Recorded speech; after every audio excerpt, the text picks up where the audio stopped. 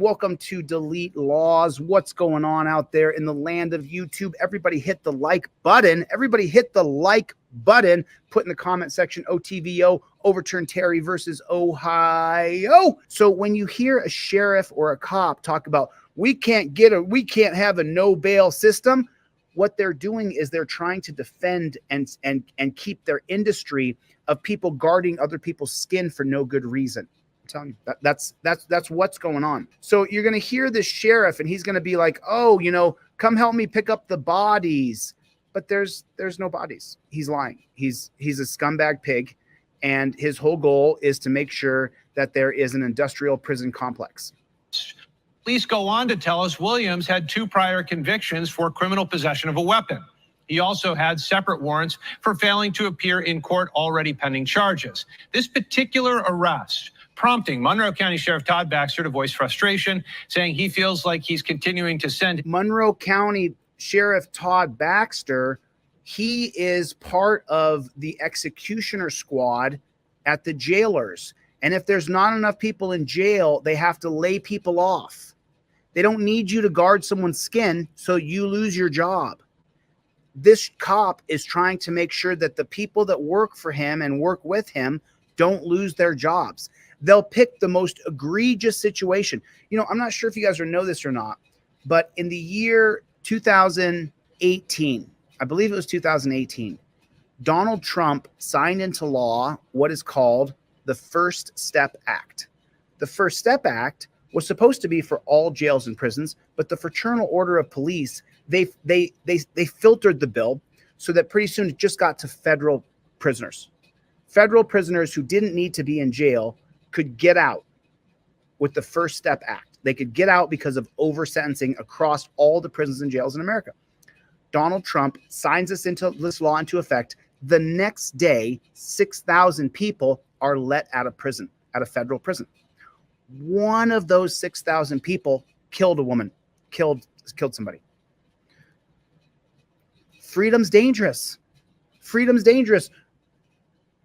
One of you right now who's never been to jail could kill somebody tomorrow. Freedom is a very dangerous thing. Freedom is a very dangerous thing. So when Donald Trump signed the First Step Act into law, there's going to be some collateral damage anytime there's if you move a group of people, 10,000 people got to move from point A to point B. Some of those people could die just moving from point A to point B.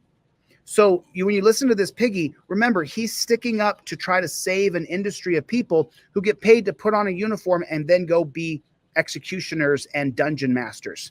And that's what he's trying to protect. Deputies into a, quote, hurricane. Isabel Garcia joining us now. Do you hear what he said? Feels like he's continuing to send his deputies into a, quote, hurricane. He's sending his deputies into a hurricane because they could get out of jail. People could get out of jail without having to pay for bail. Listen to what he's saying. This pig is saying he's trying to make sure that people have to stay in jail because he's sending deputies into a hurricane.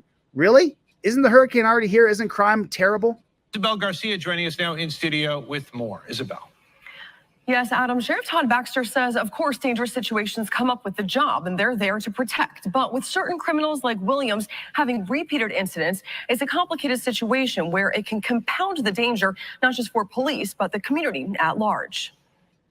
When it comes to topics like bail reform, Sheriff Todd Baxter tells me with the recent Williams case, and of course with this year's ongoing trend of car break-ins and thefts, particularly among teens, any progress made this year is simply not enough. So some changes as part of Hochul's budget. So because there's car break-ins, we need to keep people in jail.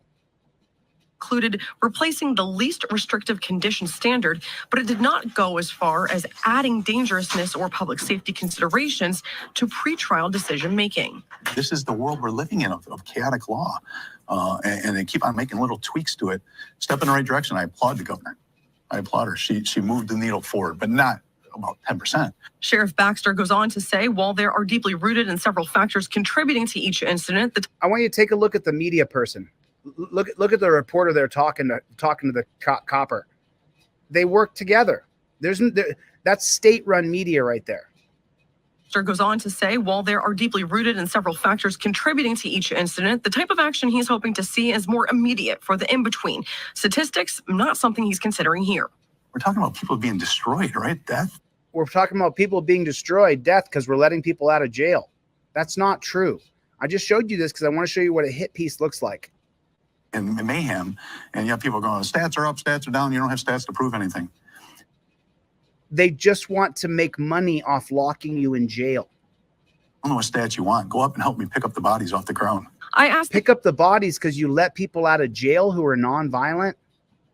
if he would be willing to have MCSO host and or organize a roundtable discussion with stakeholders, as he suggested, to which he responded as follows. Well, 1,000%. And the idea we've been asking for years, but again, I don't want to go look backwards. Today we have an opportunity, right? Today we got a little time on our hands, right? Or we can make time on our schedules. If we can't find it, people say it in cliche statements all the time in press conferences and other places. The number one job of government is public safety.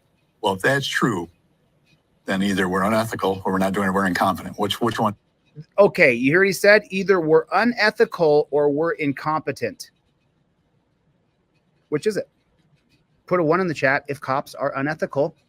Put a 2 if they're incompetent. Put a 3 if they're unethical and incompetent. You said it, Sheriff. You're unethical. Putting people in dungeons is unethical. Locking people up and not giving them bail is unethical. You guys are inept. Crime is out of control. Crime's never been worse. In Nevada, they can't solve the crime problem. It's unbelievable how much crime is in Nevada. It's unreal. There's crime everywhere. So how good is the police state working out for us?